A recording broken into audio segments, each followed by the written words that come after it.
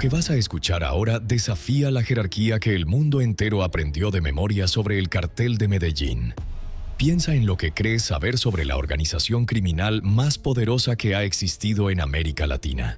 Piensa en Pablo Escobar dictando sentencias desde la Hacienda Nápoles, en los hermanos Ochoa heredando una fortuna ganadera, en Carlos Leder hablando inglés con acento alemán mientras controla una pista de aterrizaje en Bahamas, en Gonzalo Rodríguez Gacha levantando un ejército privado en el Magdalena Medio.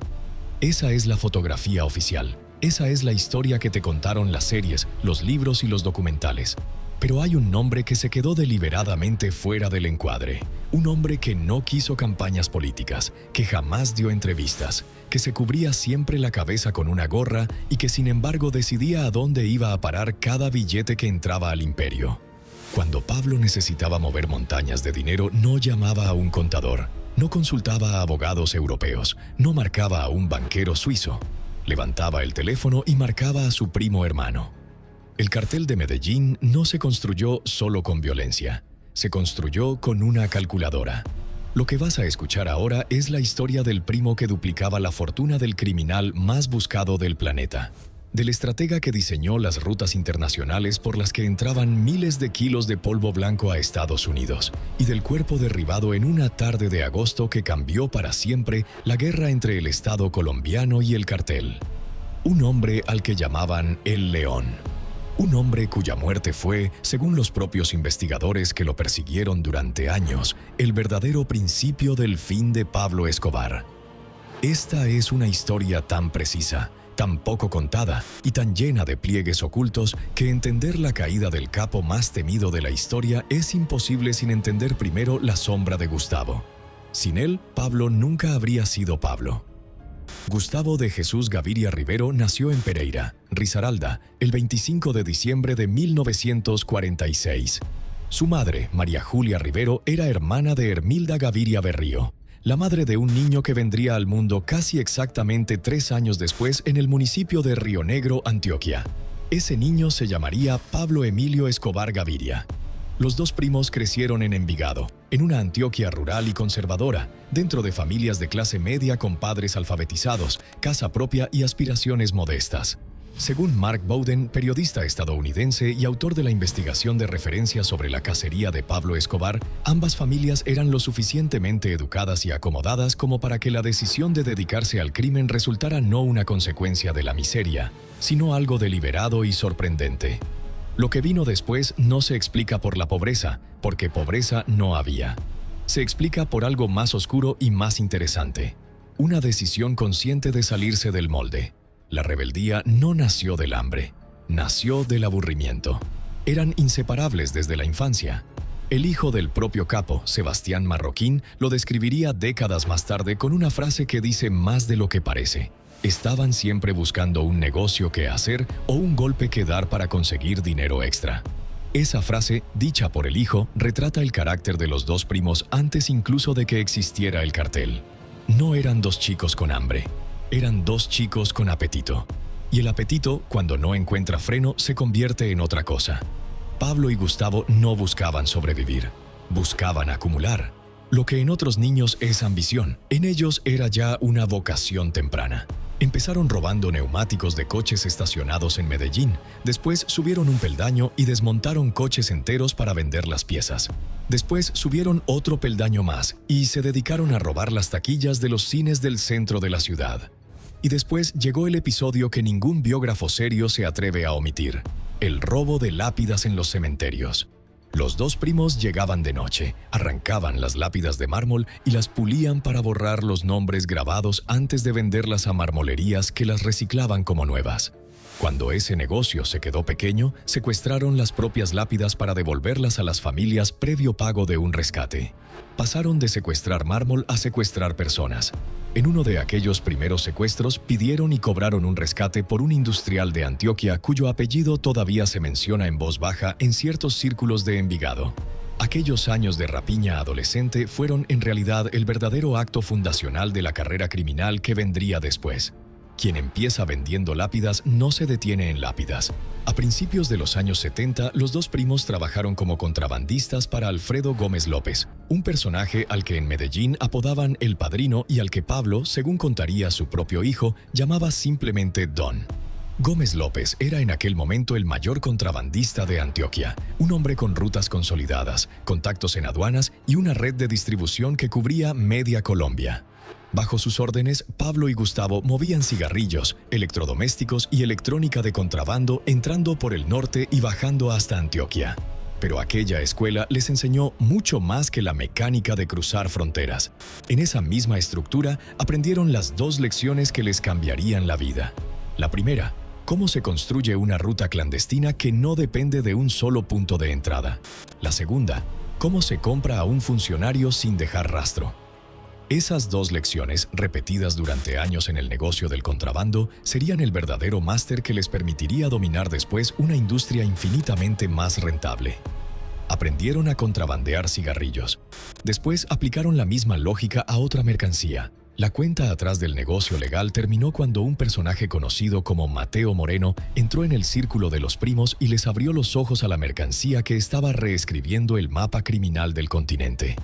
El polvo blanco que llegaba en pasta desde Perú y Ecuador. En aquellos años la demanda desde Estados Unidos estaba creciendo a un ritmo exponencial que las rutas caribeñas apenas podían abastecer. Pablo y Gustavo entendieron antes que casi nadie en Colombia que ahí estaba el futuro. Y esa intuición temprana fue la que dio a los dos primos la ventaja de pioneros sobre todo el que vino después. Los demás llegaron tarde. Ellos llegaron primero, y eso lo cambió todo. En 1976, los dos fueron detenidos cerca de Itagüí, transportando casi 20 kilos de mercancía camuflados en la rueda de repuesto de un camión. Los enviaron al penal de Pasto, en Nariño, junto con otros 6 hombres, pero estuvieron presos solo 3 meses. El juez que llevaba el caso recibió una suma lo suficientemente alta como para que el expediente se diluyera como azúcar en agua hervida. Esa detención, lejos de ser un freno, fue la última lección práctica antes del salto. La lección era brutal y sencilla. La ley colombiana se compraba, y ellos tenían con qué comprarla. A partir de aquel 1976, los dos primos dejaron de ser intermediarios y se convirtieron en empresarios verticales del negocio. Construyeron sus propios laboratorios en la selva colombiana, importando los precursores químicos necesarios a través de una red de proveedores que Gustavo personalmente supervisaba. Importaron pasta de coca directamente desde Perú y Ecuador. Refinaron en suelo propio. Empaquetaron, transportaron, distribuyeron. A esa estructura inicial se sumarían poco después los hermanos Ochoa, Carlos Leder con su pista de aterrizaje en las Bahamas, Gonzalo Rodríguez Gacha con su ejército paramilitar, Juan Mata Ballesteros desde Honduras y Evaristo Porras desde el Caquetá, fundando lo que el mundo conocería con el nombre de Cartel de Medellín. Pero el corazón financiero de toda esa estructura tenía un solo dueño, y la oficina la llevaba Gustavo. Aquí es donde la historia se vuelve precisa, casi clínica. Mientras Pablo Escobar se construía la imagen pública, fundaba el movimiento Civismo en Marcha, regalaba canchas de fútbol en los barrios de Medellín, construía barrios enteros para sacar familias de tugurios como Moravia y aspiraba a un escaño en el Congreso de la República, su primo Gustavo hacía exactamente lo contrario. Se borraba, no daba entrevistas, no salía en fotos oficiales, no firmaba escrituras a su nombre, no aparecía en los listados de los ricos de Antioquia, no hablaba con periodistas, no se dejaba ver en los eventos sociales que sí frecuentaban Pablo y los Ochoa. Y dentro del cartel todos sabían exactamente por qué. Cuanto menos visible, más poderoso. Esa fue su regla. Su perfil era tan distinto al de su primo que dentro de la organización los empleados los identificaban con 2 motes que dicen casi todo. A Pablo lo llamaban Pablo Sangre. A Gustavo lo llamaban Gustavo Dinero. Cuando un sicario, un operador o un emisario llegaba a las oficinas centrales del cartel, situadas en la parte alta del barrio Los Lagos de Medellín, la pregunta de bienvenida no era sobre el motivo de la visita. La pregunta era directa, casi un código binario: plomo o plata. Si el visitante respondía plomo, lo enviaban a Pablo. Si respondía plata, lo enviaban a Gustavo. Esa pregunta, repetida durante años en la antesala de aquellas oficinas, retrata mejor que ningún libro la división de tareas dentro del imperio. Pablo intimidaba, Gustavo facturaba. Gustavo era tacaño donde Pablo era despilfarrador. Era reservado donde Pablo era exhibicionista. Era paciente donde Pablo era impulsivo. Era calculador donde Pablo era pasional. Esa asimetría, lejos de generar conflicto, era exactamente lo que hacía funcionar el sistema. Mientras Pablo gastaba millones en zoológicos privados, en pistas de aterrizaje, en avionetas, en regalos a barrios enteros, en una campaña política que terminaría destruyéndolo, Gustavo invertía con disciplina de banquero. Compraba obras de arte, compraba fincas productivas en Antioquia, compraba diamantes que podía guardar en una caja fuerte del tamaño de un puño, compraba edificios en Medellín y Bogotá a nombre de testaferros, compraba propiedades en Europa y, sobre todo, abría cuentas bancarias en países donde nadie iba a hacer preguntas. Cuentas que sobrevivirían a los dos primos. Cuentas que, 30 años después, todavía aparecerían dormidas en los registros de bancos suizos, luxemburgueses y panameños. Pablo gastaba en ego. Gustavo gastaba en futuro. Algunos de sus lugartenientes más cercanos sostienen que la fortuna personal de Gustavo Gaviria llegó a superar la de su primo. Es una afirmación difícil de demostrar, porque Gustavo jamás dejó por escrito un solo dato sobre su patrimonio. Pero los indicios son sólidos. La Hacienda Nápoles, ese rancho monumental de más de 3.000 hectáreas con zoológico privado, pista de aterrizaje, lago artificial, plaza de toros y cocheras llenas de coches antiguos, no era solo de Pablo Escobar como la imaginación popular sigue creyendo. Era propiedad compartida al 50% entre los dos primos. La mitad de Nápoles era de Gustavo. La mitad de los hipopótamos importados de África era de Gustavo. La mitad de las jirafas era de Gustavo. La mitad de cada metro cuadrado de aquel imperio en miniatura era de Gustavo. Pero su nombre nunca apareció en una sola escritura visible. Esa era exactamente su firma: estar en todas partes y no figurar en ninguna. Su rol concreto dentro del cartel se puede dividir en 3 capas. La primera era el diseño de las rutas internacionales. Gustavo conocía como nadie los caminos clandestinos por los que la mercancía salía de Colombia y llegaba a Florida, a California, a Nueva York, a Europa. Conocía a cada piloto, conocía a cada capitán de barco, conocía a cada funcionario sobornado en cada escala portuaria. Un exagente de la DEA llamado Scott Murphy lo resumiría años después con una frase que vale más que cualquier informe clasificado. Gustavo sabía todo sobre los laboratorios, dónde conseguir los químicos, las rutas de transporte, los centros de distribución en Estados Unidos y en Europa. La segunda capa era el lavado del dinero. Gustavo diseñó la arquitectura financiera que permitía que miles de millones de dólares en efectivo, recibidos en bolsas y maletas en Miami y en Nueva York, regresaran a Colombia camuflados en transferencias legales, en compraventas inmobiliarias, en negocios fachada de importación y exportación. La tercera capa era la contabilidad mental del imperio.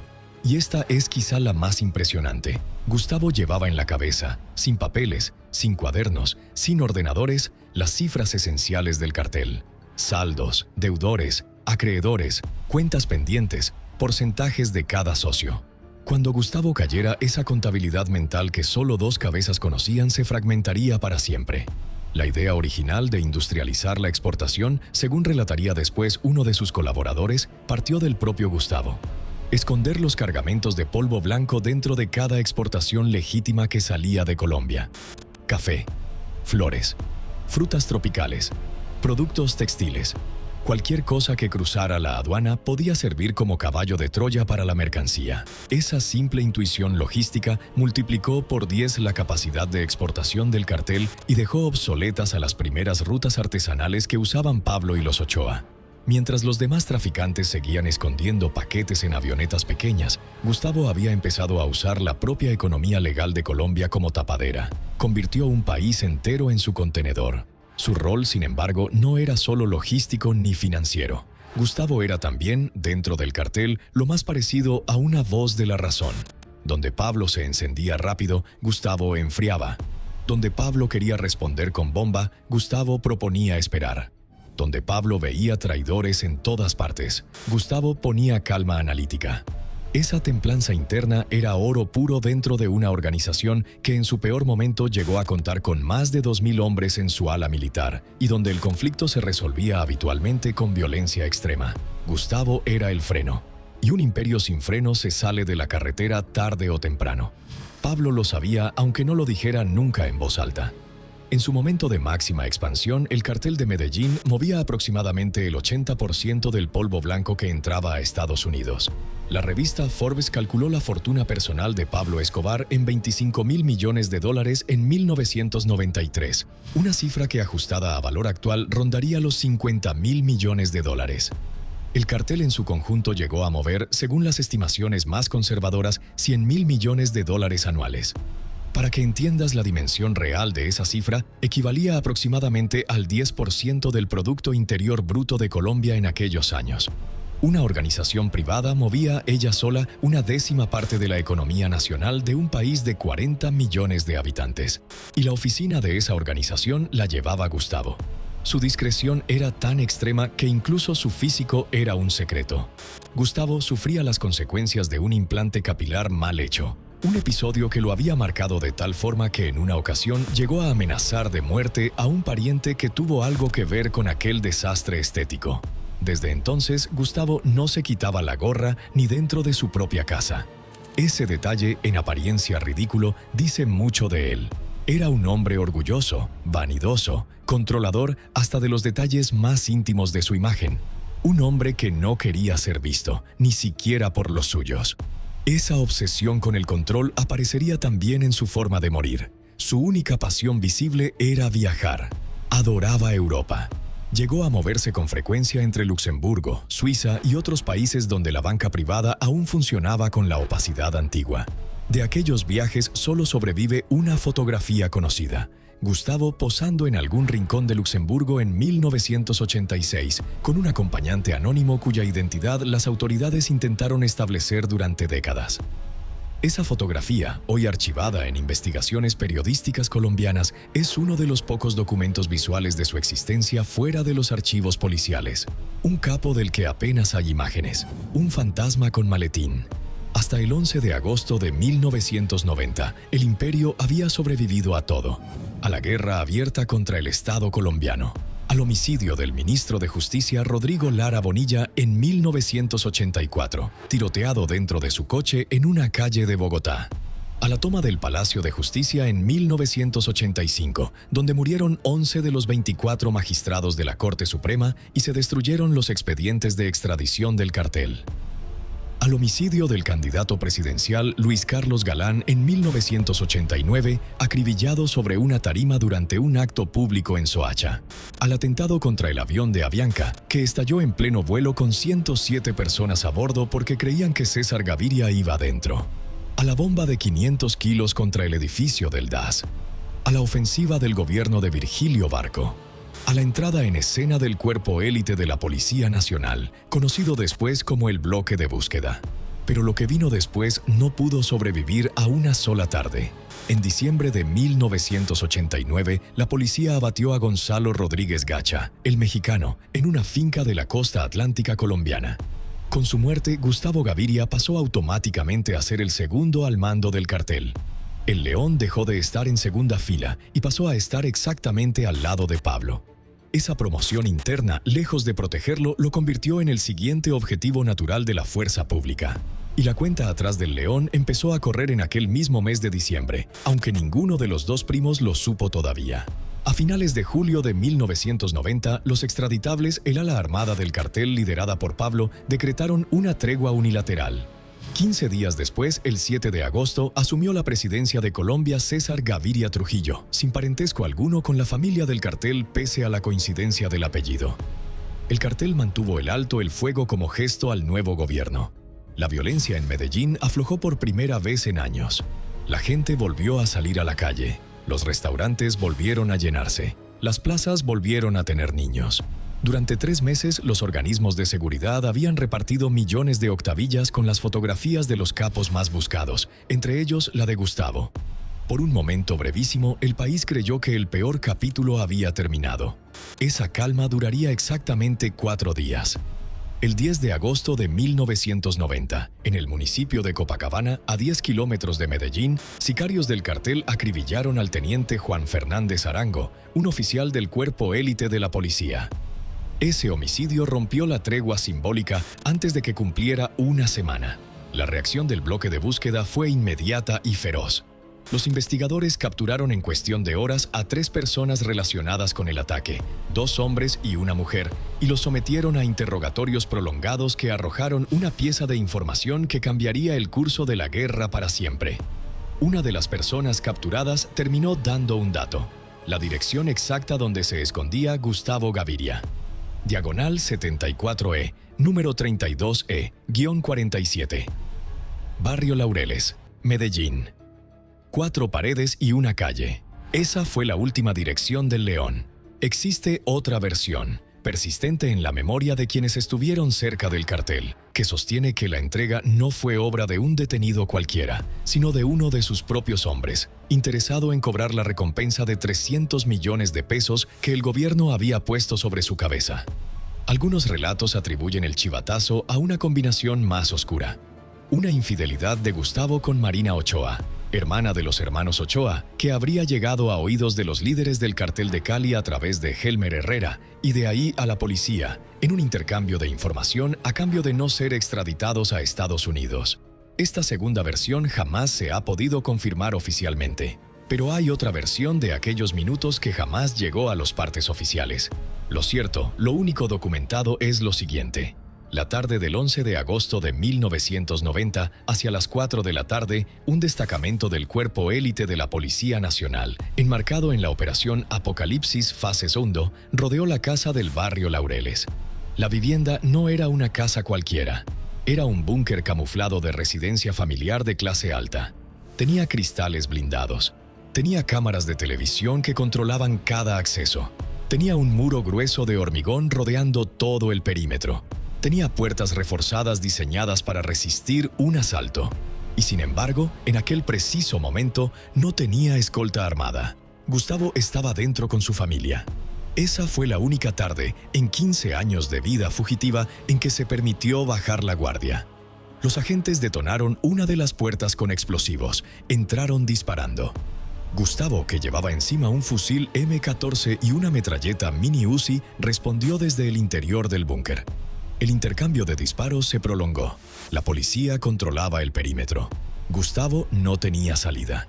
La versión oficial publicada al día siguiente por la prensa colombiana, recogida por la corresponsal de El País Pilar Lozano y reproducida por El Tiempo, sostuvo que el operativo duró menos de 20 minutos y que Gustavo Gaviria Rivero, alias El León, de 43 años, murió en el cruce de disparos resistiéndose a la captura. Entre sus pertenencias, los agentes encontraron una cédula falsa a nombre de Jesús María Rivero García, identidad que utilizaba de forma habitual para sus desplazamientos y para abrir cuentas bancarias internacionales. El gobierno colombiano había ofrecido por su cabeza una recompensa de 300 millones de pesos de la época, equivalentes a unos 60 millones de pesetas al cambio de entonces.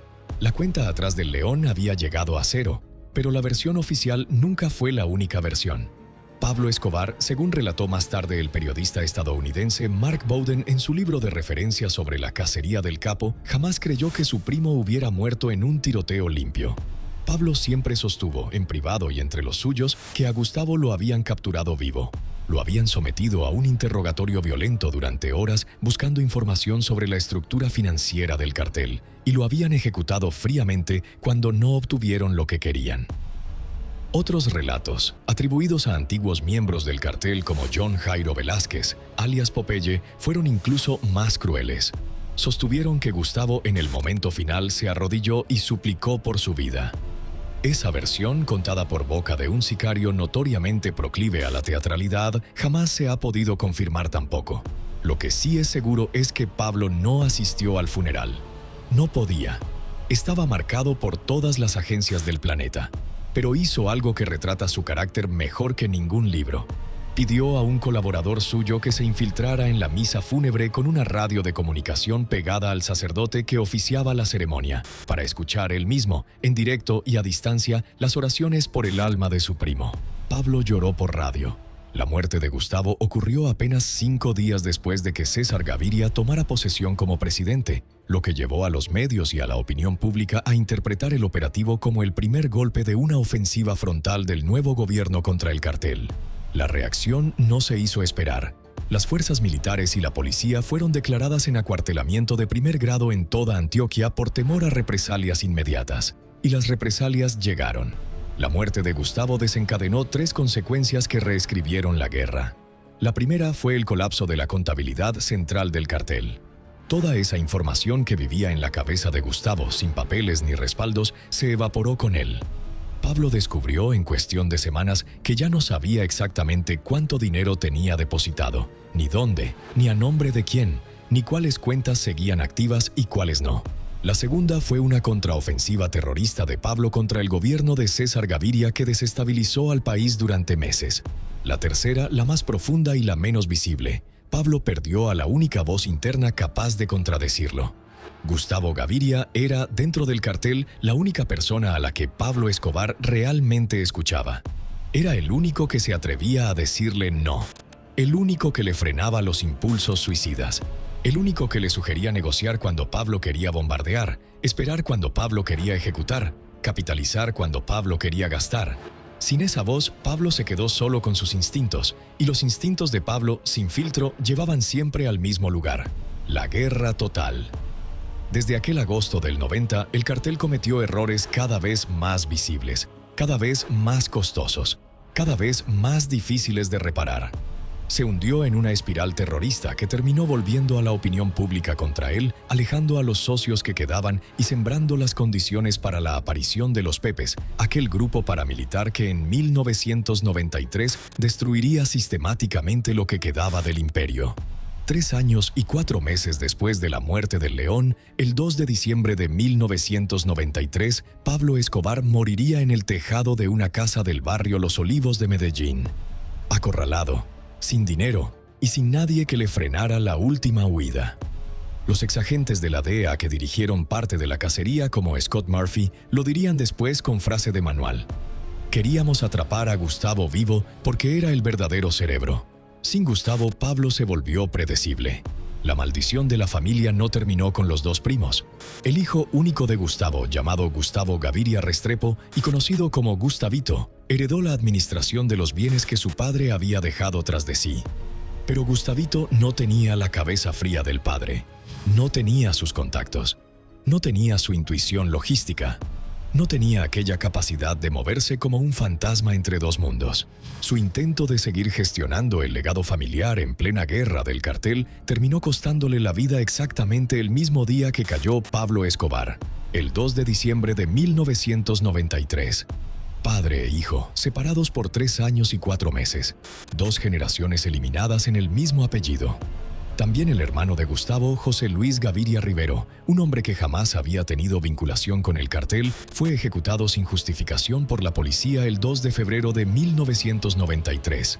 La guerra se cobró incluso a los inocentes del mismo apellido. El León se llevó a su manada entera. La historia tuvo además un epílogo que parece ficción. Casi 20 años después de la muerte del León, en 2009, una investigación del periódico El Espectador y del programa Noticias 1 reveló la existencia de varias cuentas cifradas dormidas en bancos europeos a nombre de familiares y testaferros del cartel. Una de aquellas cuentas estaba abierta en el banco suizo UBS y tenía como cotitulares a Carlos Alberto Gaviria Vélez, primo de los primos, y a un tal Jesús María Rivero García. Ese segundo nombre era exactamente el alias que Gustavo usaba en su cédula falsa, la misma cédula que los agentes encontraron sobre su cuerpo aquella tarde de agosto del 90. Otras 2 cuentas, una en Credit Lyonnais con $1.658.000 y otra en el Banque Generale de Luxemburg con $2.037.000, completaban un rastro financiero que sumaba más de $4 millones solo en las cuentas detectadas. Más de 22 colombianos cercanos a la familia figuraban como titulares secundarios en otras cuentas aún sin vaciar. El León había muerto, pero su dinero seguía respirando bajo tierra en cajas fuertes que ningún gobierno se había atrevido a abrir. El descubrimiento de aquellas cuentas dormidas reveló algo que ninguna serie ni ninguna película había contado con esta nitidez. Lo que el imperio había acumulado bajo el nombre de Pablo Escobar era visible y ruidoso, pero también frágil. Bombas, mansiones, zoológicos, propiedades incautadas por el Estado colombiano. Lo que el imperio había acumulado bajo la mano invisible de Gustavo era exactamente lo contrario: silencioso, intangible, prácticamente intocable. Décadas después, ni la justicia colombiana ni la estadounidense han logrado vaciar del todo la arquitectura financiera que el león diseñó en los años 80. La sombra resultó ser más resistente que la luz. Hoy las dos tumbas reposan a pocos metros una de otra en el cementerio Jardines Montesacro de Medellín. La de Pablo recibe turistas todas las semanas. La de Gustavo casi nadie la busca. Y sin embargo, bajo aquel mármol modesto, descansa el primo sin el cual el imperio jamás habría existido. El contador que jamás escribió nada en papel. El león que rugió en silencio durante 15 años. Quien manda en las sombras dura más, hasta que un día deja de durar.